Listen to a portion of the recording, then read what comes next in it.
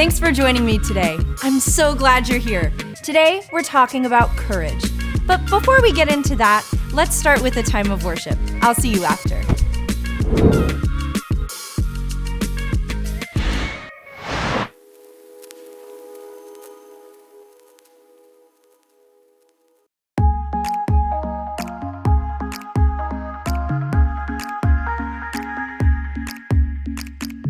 You're the giver of everything we need. You're the maker of everything we see. You make my heart sing. You make my heart sing. You're the only one who never fails. Even when things change, you never will. You make my heart sing. You make my heart sing. Jesus, you give us love, your never-ending love, and it's the kind of love that makes my heart sing.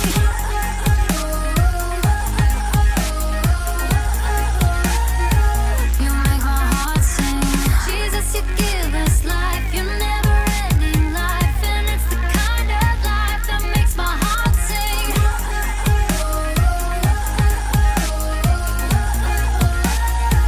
You make my heart sing. You're the only one who sees me through. Every day of my life I live for you. You make my heart sing. You make my heart sing. Jesus, you give us love, your never-ending love, and it's the kind of love that makes my heart sing.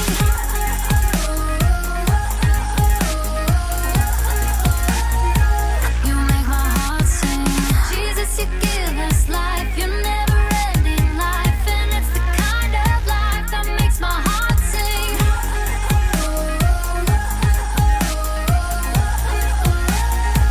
You make my heart sing. We'll sing it out for the world to hear. There's no one greater, there's no one greater. We'll sing it out, make it louder still. There's no one greater than you are, Savior. Jesus, you give us love, your never-ending love, and it's the kind of love that makes my heart sing. That makes my heart sing.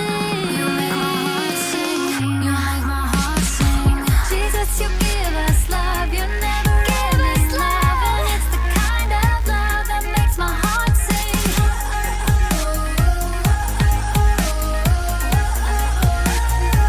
You make my heart sing. Jesus, you give us life, you never ending life, and it's the kind of life that makes my heart sing.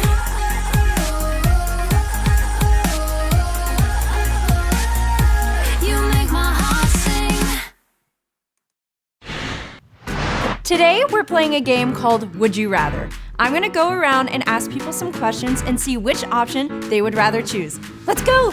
Jonathan, would you rather have fingers for hair or hair for fingers?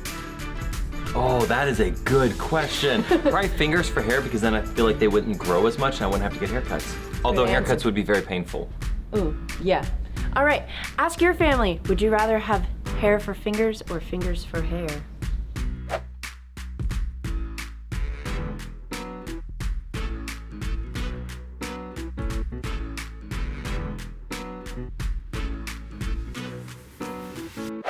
Grant, Yes. would you rather be stuck in the middle of a food fight or a paint fight? Oh, 100% paint fight all day. Why? Because my favorite color is blue. You know what I'm saying? But what if it's not blue paint? Oh, then I would have to go with the food. What kind of food would it be? It'd be a salted caramel chocolate chip brownie with extra drizzle on top with two scoops of Moose Tracks ice cream. Good answer. Good answer. Talk about that one with your family.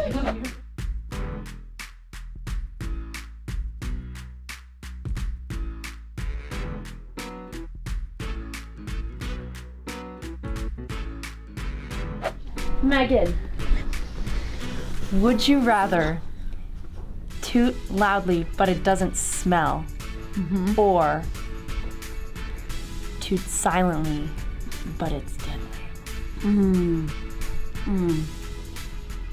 I think I have to go with silent but deadly. What about you? Loud and it doesn't smell, or silent but deadly?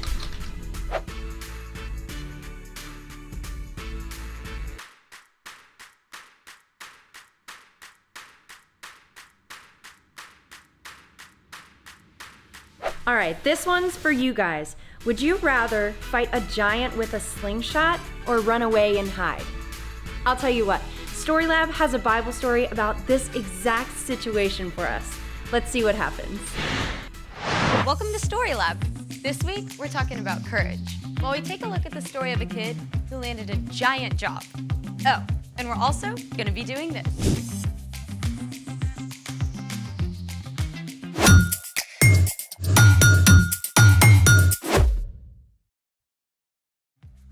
Hey, I'm Skylar. And I'm Sebastian. We're talking about courage, which is being brave enough to do what you should do, even when you're afraid. Yeah, like when you're trying something brand new. I got something new. A belt. Nope, it's a slingshot. No, that's not a slingshot. Of course it is. I used to make slingshots with sticks and rubber bands. This kind of slingshot is sometimes called a shepherd's sling. Oh, you're talking about David and Goliath. Spoiler alert! Today's Bible story is about David and Goliath. I've always wondered how David could knock out a giant with one stone. Well, check this out. Some ancient armies had slingers who could shoot stones over 60 miles an hour up to 400 meters. They were sometimes faster and more deadly than arrows. I'm sorry, I misjudged you, slingshot bow. Don't feel bad. Don't feel bad. Oh, and get this. Sometimes the slingers would write insults on their stones before shooting them. Archaeologists have dug up stones that read, "Take this, victory, catch," oh, and wait for it, ouch. Oh, for reals? I did not make that up. So how does this thing work? This is the cradle, and these are the retention cords. The sling acts as an extension of your arm.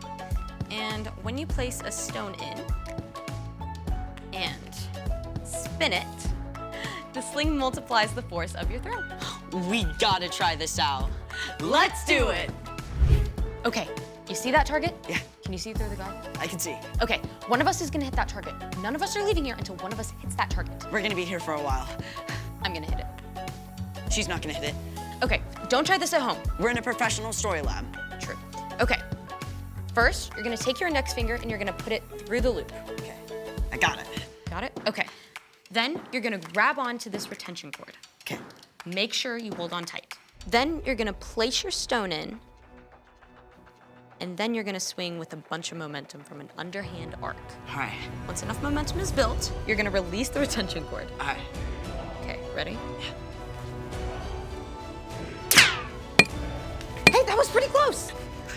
Hey, let me go. Let me go. You go first. first. You go first. Okay. I'm gonna try the figure eight. Or not.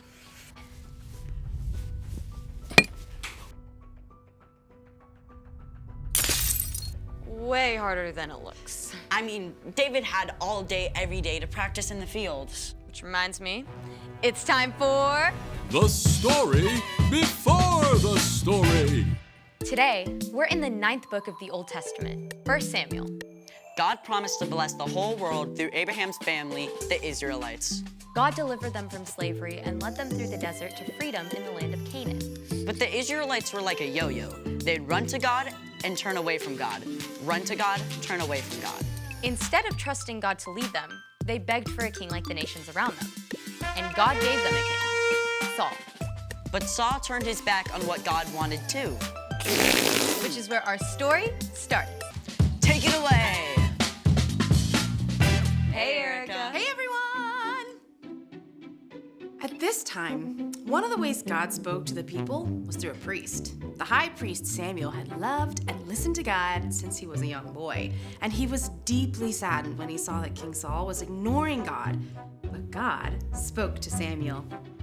I am sending you to Jesse in Bethlehem. I have chosen one of his sons to be king.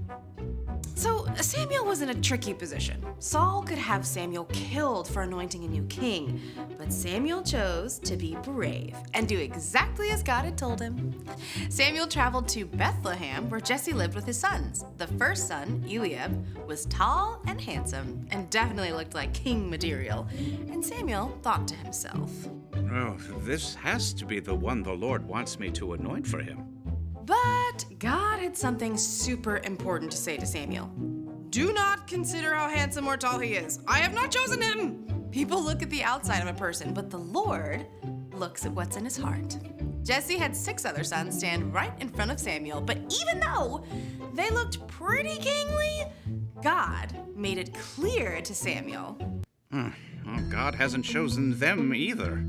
Are these the only sons you have? Well, my youngest son is taking care of the sheep. Well, okay, I'll send for him. So, of course, Jesse sent for his youngest son, David. And when David showed up, well, he looked and smelled like he'd been hanging out with, well, a bunch of sheep. But God was looking at David's heart instead of his haircut. He told Samuel, Get up and anoint him. This is the one. So Samuel poured oil on David's head, a special sign that God had chosen him to be the next king of Israel. Okay, now, just to be clear, David was not king yet. In fact, Saul didn't even know there was a new king waiting in the wings. He was busy leading the nation, and later trying to fight off a Philistine invasion. And the Philistines had a secret weapon, a warrior more than 9 feet tall, named Goliath. Choose one of your men. Have him come face me to decide this war. I dare you. Obviously, the Israelites were terrified! For 40 days in a row, they cowered behind the battle line as Goliath repeated his dare. Now, David's brothers were part of Saul's army. And after all this time, their dad wanted to make sure they were okay. So, Jesse told David to leave the sheep behind and take some food to his brothers. David arrived just in time to hear Goliath's challenge. Come and fight me. I dare you. Right away, David turned the men around him. He's bringing shame on Israel and trash-talking God. Someone has to fight him. Word got back to King Saul that this kid was asking about Goliath. So Saul sent for David. Don't let anyone lose hope because of this Philistine. I'll go out and fight him. You're too young. When I'm taking care of my father's sheep, sometimes a wild animal attacks. I go after it to save the sheep. I've killed a lion and a bear. God saved me from them, and he'll save me from this Philistine. Go. May the Lord be with you. At first, Saul wanted David to wear his own armor. But it was super heavy, and David wasn't used to it. So David shrugged it off and went and found 5 smooth stones from the stream instead. Come and fight me! This time, when Goliath made his challenge, David stepped forward. The warrior mocked him. Come over here. I'll feed you to the wild animals. You come against me with a sword, but I come against you in the name of the Lord. He'll give me victory over you. As Goliath moved to attack, David raced forward. He took one of those stones, fit it in his sling, and spun it with all his might. The stone sliced through the air and hit Goliath squarely on the head. Ow. The giant swayed and fell to the ground, dead. When the Philistines saw their hero was dead, they panicked and ran. The Israelites chased them until their whole army scattered. And Saul was so impressed with David, he invited him to come and live at the palace. The end. That story gives me the chills, no matter how many times I hear it. I mean, how did David have the guts to do that? Well, David had gotten in the habit of talking to God every day and asking for God's help to protect the sheep. So when he came up against something that seemed impossible, He had practice. He was ready. so what's our part in this story? Now, I don't think any of us will meet a 9-foot-tall giant soon, but you probably are going to face something that feels big and impossible. Maybe someone you know is sick. You're super nervous about visiting them, but you can encourage them and show them God's love, even when things feel dark. Or maybe your giant is PE. I have a friend who hates running. She was gonna pretend to be sick on the day she had to run a mile in PE. What happened? Well, we talked to God about it together, and she got out there and ran. Wow. Yep. You don't have to do the impossible alone. Jesus went up against the biggest, scariest thing of all, death, and he defeated it. God raised Jesus from the dead, and when we believe in Jesus, we get to face our fears with the very same power that raised Jesus back to life. All right, you guys, I'll see you next time. Bye, Erica. So here's the thing. You can do what you should, even when things seem impossible. Like actually trying to hit the target with this thing. We looked a little weird. Yes, we did. Wanna try again? Absolutely. Thanks for joining us in the Story Lab. See you next time. No one thought David had what it would take to defeat the giant Goliath. It seemed impossible. We all face moments that feel impossible. Probably not like having to fight a giant with a slingshot, but maybe it's a situation at home that feels completely overwhelming. Or maybe it's something happening with your friends at school that feels really tricky right now. When have you felt overwhelmed or faced something that seemed impossible? Ask a trusted adult the same question.